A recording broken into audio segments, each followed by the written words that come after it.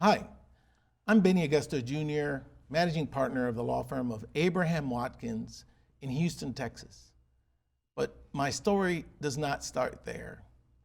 My story starts in 1981 when I came to Houston to attend Houston Baptist University. I was a soccer player with big dreams and longing for an education and longing to play soccer at the collegiate level. And I was blessed with the opportunity to be here in Houston at HBU, become a Husky, and play 4 great years of college soccer. But that was just the beginning. My blessings from God and from my family continued. And today I have 4 children. 2 of them are lawyers. My youngest is in college and trying to find herself, and eventually she says she wants to go to law school as well.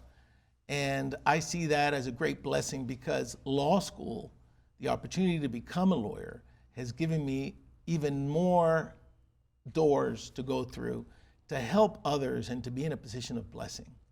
My story is a blessing because Christ has been in my life.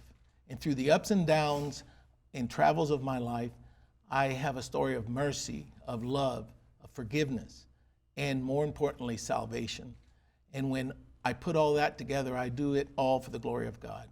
So today I'm here giving thanks to Jesus, but also giving thanks to HBU, Houston Baptist University, that gave me that education that got me going and the experience that I'll never forget. And Benny, you have such an influence in Houston. I want to point out that you're founder of the Mexican American Bar Association Foundation. You're co-founder of the Hispanic National Bar Association's Legal Education Fund, which provides scholarships for young Hispanic law students in the Houston area. I mean, it's really awesome to see what's happened in your career. Did you ever think you would take off like this when you were kicking a soccer ball? No, I knew I had high dreams and high hopes. And I think we teach our children and all young ones that come into our paths that it's okay to dream big dreams, that it's okay to think I can accomplish something very big someday. And my personal story is that if you dream as high as you can and shoot for the moon and shoot for the stars, even if you don't make it all the way up there, you still can accomplish great things. And so giving back and raising money for education is something that my wife and I really work hard at so that we can be a little positive influence in others to get educated. Well, I know that you have been instrumental in not only promoting HBU, you're a walking poster board, but you've also financially supported the university. Why have you done that? Well, it starts with the blessings we received. Dr. Hinton, which was the president years ago, the first president at HBU, his endowment paid for my education. I didn't know that till my last year at HBU. Wow. When the endowment dinner or lunch occurred, and I was invited as a student receiving that endowment to meet the benefactors, the folks that paid, and little did I know it was Dr. Hinton himself. So that really touched my heart and taught me that you can give back, whether it's through an endowment or a scholarship or just privately. But what we're doing is giving a great step up, a great opportunity for someone who wants to get educated and maybe doesn't have the means. So my wife and I started here at HBU helping single mothers that want to get educated. My wife was a single mother when we got together, and it's important. She was going through the struggles of university, and it's important that we help. And then, of course, then we want to give back to athletes and pre-law students. I mean, there's a lot of opportunities in the areas that we are involved with. So we want to always give back, and HBU has just helped me so much personally and my family that to the glory of God, we have to give back. You know, about 40% of our student body is Hispanic, and we know that that's a growing demographic across the nation, but also here in Texas. I mean, there's a lot of things I love about the Hispanic culture. One is, maybe I'm not as informed as others, but I see a predisposition spiritually with the Hispanic people that really excites me. Yeah, remember Houston is the most diverse city in America currently. And, we have to learn, like in all ways, to live with each other and benefit from the positives that each culture brings. The Hispanic community, of course, through the Spanish influence of years ago, was very keen on Christianity, keen on building churches and having plazas in every town. And so when you go to a Hispanic community, we were raised, praying and going to church. Not everybody, of course, but a great majority of us. And so what that does is it allows us to embrace the Christian doctrine, embrace Houston Baptist, the churches and the schools that are Christian, and allows us, of course, to grow within that community. And that's why Houston is growing, almost 50% Latino. And of course, if we prepare the young ones to be leaders and positive influencers in the future, then we have a bright future. That's why we always focus on educating young ones. Hispanic men and women, I've noticed too, the dynamic of family, the dynamic of music, the dynamic of food. I mean, HBU often has been described as a family. I find that very interesting, that unique term is associated to a university, which is not always common. I mean, I don't know that every student or alumnus would say of the typical state university, boy, that was a family. But they say that all the time here. How have you sensed that in your relationship? Yeah, I think HBU has, of course, when I was here, it was a baby school, 20 years old. Now Right. it's 60 years old plus. So it's a great benefit to have seen the school grow. But remember, it was a small school, very close-knit, continues to be a school of a smaller size versus a state university. And what that allows is better student-professor ratios. It allows closer interaction with the student body.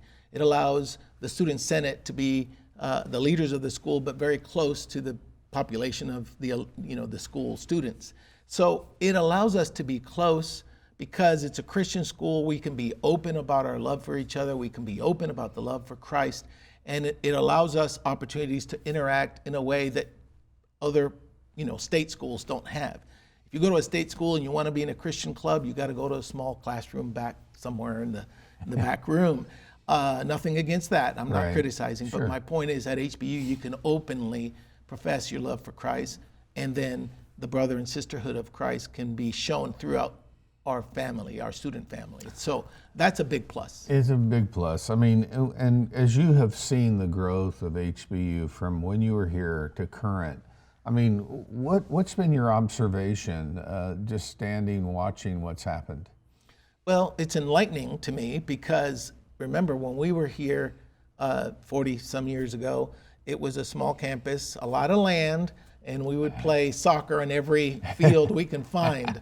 Now the fields have gotten narrower, Yeah. but they're filled with buildings and building blocks for the future education of our students. When you see the beautiful buildings that have been created and raised for our benefit, the student benefit, we see a university that is growing strong with a bright future. Now we have great student body, great professors, great buildings, great athletics.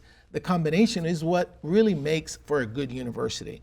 And having all academic is great, but you need some entertainment and student activities. So having that perfect mixture of athletics, activities, and then a great education makes for a great student opportunity to get educated and grow, not only as a Christian in a Christian university, but also as a strong academic school. 17 Division I sports at HBU now. Would you have ever thought that 20 years ago? Well, no, because the school was just growing. So we were narrow-minded, narrow-focused on what we had. We had a great time. I will be the first one to say I enjoyed our soccer experience here and also participating with the other sports. But the school has grown. We have more sports, and we have the support of the president of the university. Dr. Sloan has done a great job of really continuing the effort to grow the university. I'm really proud of all he's done and the faculty together with the administration, what they've done. And what we see now is that 60 years, although in some terms maybe still young, I'm 60 years old, I'm quite young in my mind, I think what we have is the future of 60 and many more years of growth. And that's something that as an alumni, we can feel proud of. You know, one of the myths we're trying to really dispel is that, and I've heard it repeated more than once, is that HBU is this expensive private school. And the reality is that about 90% of our students get financial aid who enroll here. And there's a number of, we're a minority serving institution. We're recognized by the federal government in a unique way in that regard. Can you help people understand that this isn't just a bunch of cushy kind of middle to upper middle class people that are sending their kids over on Fondren Road? Yeah, it's absolutely true what you're saying, and false. Those statements that people are dreaming about or talking about are false, because what happens at HBU is that when you have a private institution, you can get funds and get folks who do endowments and get monies that will help the students get educated. Of course, as a Baptist institution, we want to remain in the Christian realm, right? So Sure. You can get monies and students from different areas, but the students that come here are not coming here just because they want to go to seminary. Some do, and that's great, but they want to get a top education, a top tier education. And because Houston Baptist is private, because Houston Baptist can connect with donors and folks that have funds to assist in education, then we can afford, the university can afford to give scholarships to the students. And by having the students educated and receiving funds, then of course it's a win-win situation. And a lot of students that are applying to HBU don't understand that. They just see a small campus in Southwest Houston. But if they study a little deeper and ask questions, which is the key here, they will obtain the information that almost anybody that wants to come here to Houston Baptist can do that. You know, we recently published the 2030 10 pillars or core convictions in our Pillars magazine. And, you know, we both have sensed the disappointment of originally started Christian universities that kind of became bland and impotent as it related to their faith. The exact opposite's taken place at HBU, in that in a very compassionate way, we've not lost our convictions. What does that mean to you as an alumni? Yeah, I think when we came here as 18-year-olds, sometimes we don't understand what it really means to be at a Christian institution, because we don't know anything better. We didn't go to U of H, or we didn't go to Rice, we didn't go to other schools. So by coming here, you live through it. And I know that when we're going to convocation every week, some students don't like it, but the message and the seeds are being planted. And the benefit that we have of a real Christian education, one like HBU still provides today, not just when I was here, is something that is going to dig those roots deep into the soul of each student. And whether they see it today or it'll wake up later in their lives, the education and the building blocks that we're getting at a Christian institution that still remains Christian and focus on those beliefs, not just educating students, but focus on the beliefs of being Christian-like, then those roots will dig deep. And today, not only me, but my other friends, my other alumni that are my contemporaries, we can talk to each other in a Christian way and still build each other in a Christian way. And those are the messages we got many, many years ago when we were here. And now we have to continue to flourish on our own, you know, in our churches and in our homes. But the education and the foundation started here. And a school that remains that way, like HBU, is not just doing it for themselves, they're doing it for the students and for our future.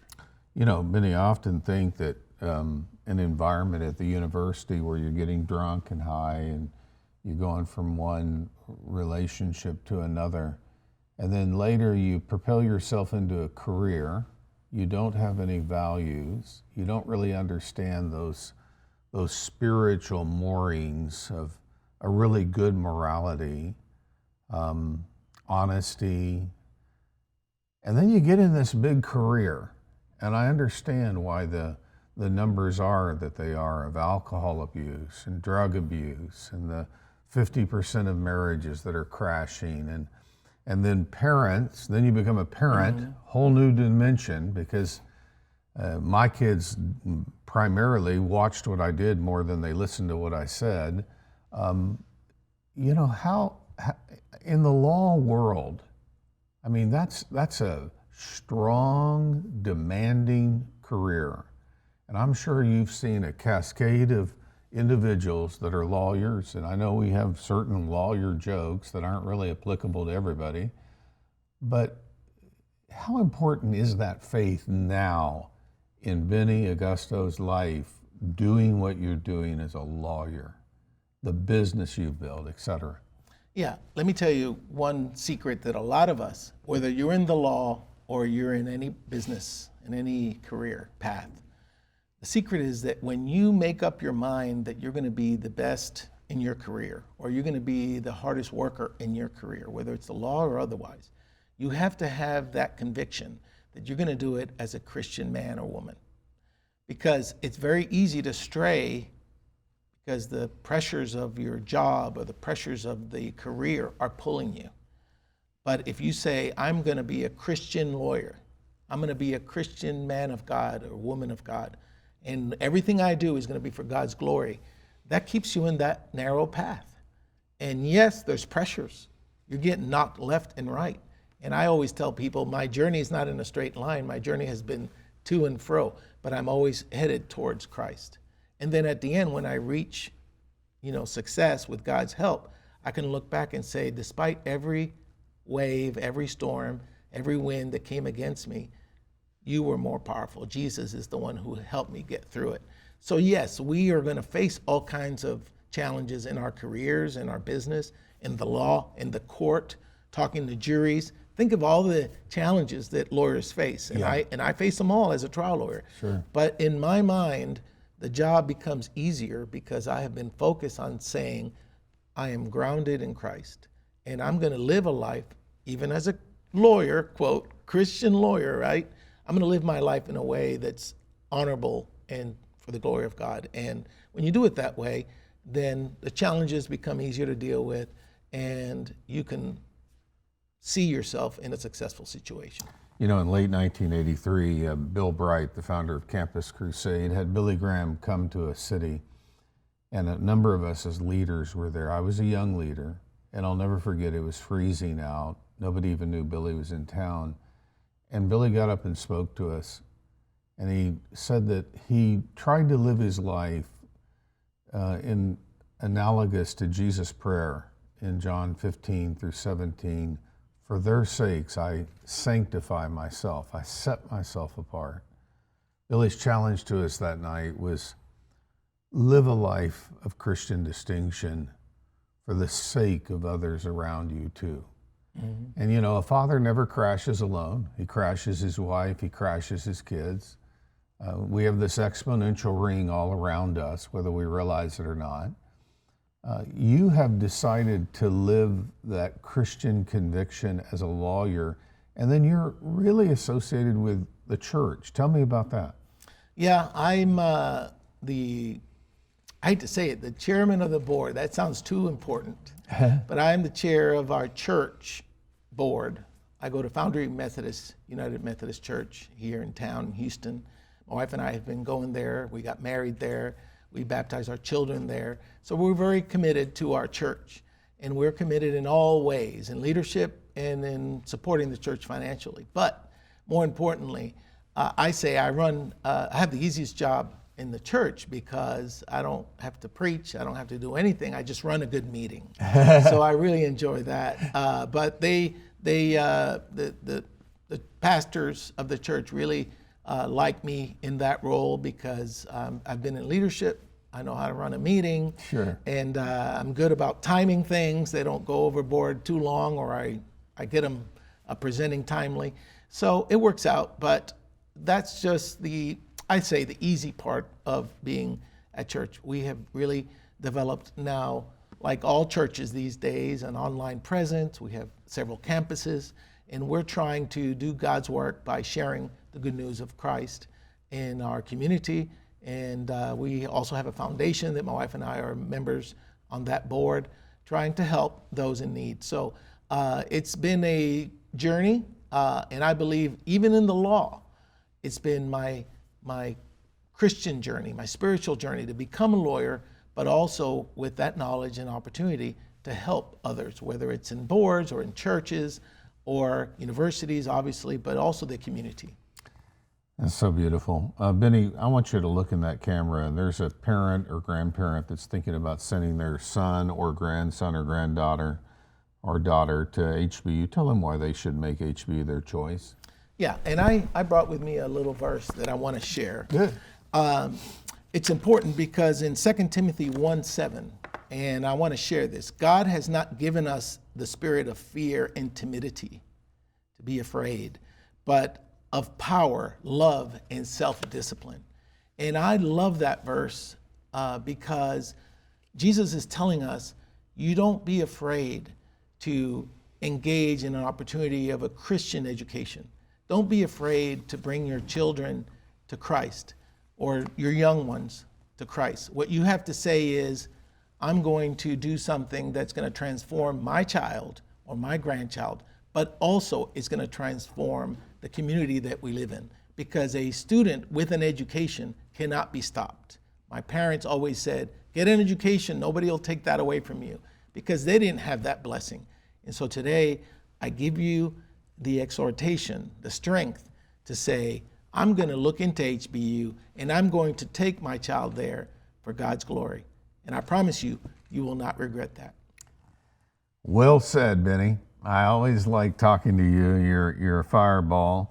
HBU has made the difference in thousands of lives, and it can make the difference in your life. Your son, your daughter, grandson, granddaughter, learn more about it. Questions about how to get here, about financial aid, all those practical questions. We've got lots of answers. hbu.edu/admissions, 281-649-3211. Our graduate school, hbu.edu/grad. And remember, we have students now in 42 states of America's 50 states. They come to hbuonline.com. You can learn more about it, 855-428-1960.